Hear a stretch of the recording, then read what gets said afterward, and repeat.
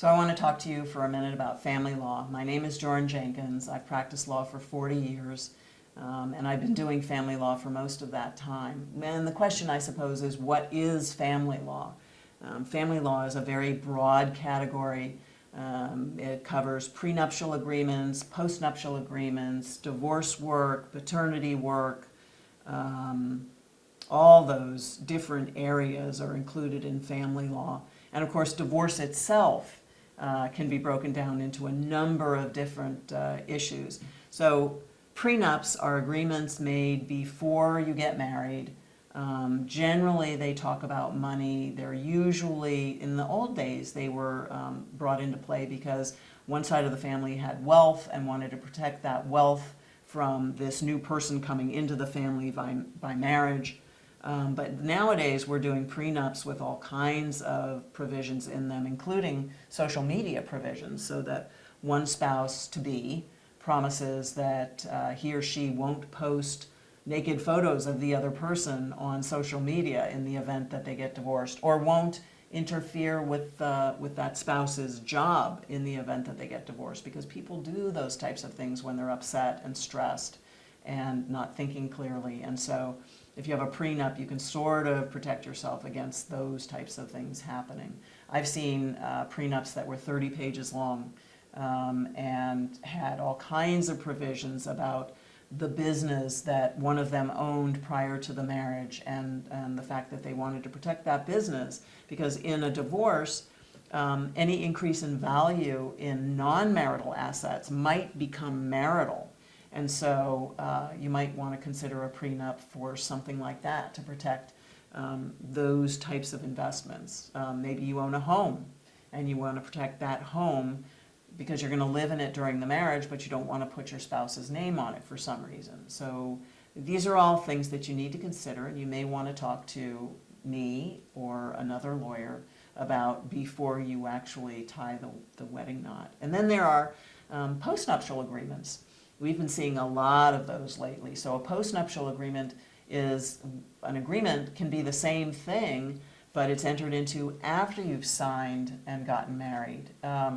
Post-nuptial agreements, I've seen some very interesting post-nuptial agreements. So I've got a couple that came to see me.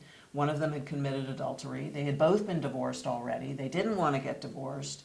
Whoever had committed adultery had been forgiven by the other person, but they wanted to put bumpers on their marriage, if you will, bumpers to keep them in their lane, kind of like in bowling. I don't know if anybody bowls anymore, but so we called them bumpers. And the bumpers that they put in were significant to them, might not be significant to you, might be way too significant for you, but they decided that if one of them committed adultery and they ended up getting divorced, the one who committed adultery would pay the other one an extra $200,000.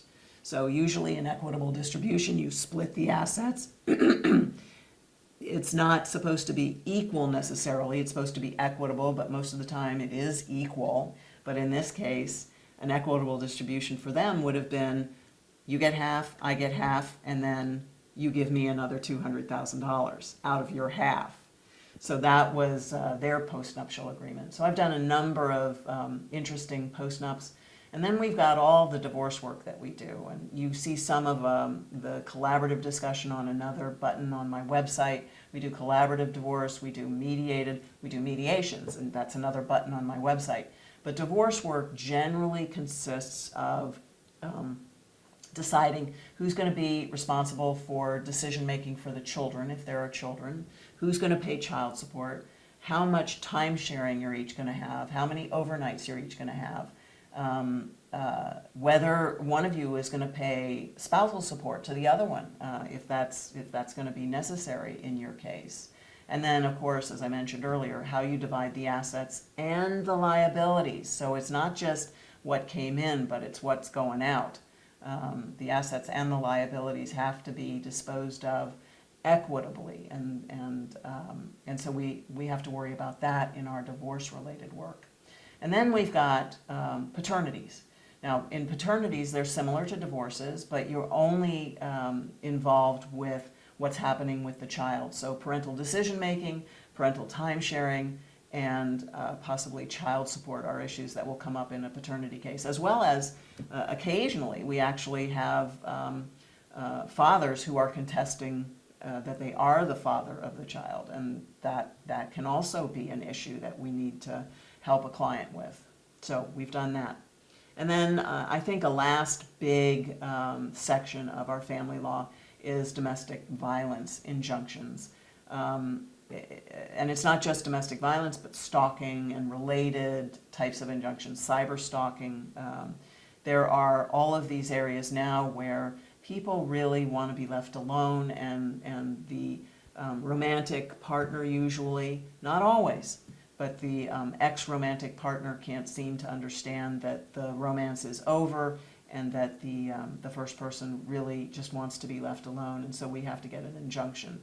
And we do that kind of work as well. All of this type of work is included in family law. If you have a question about whether we can help you, whether your issue is a family law related issue, please call my office and we'll be happy to have that discussion with you.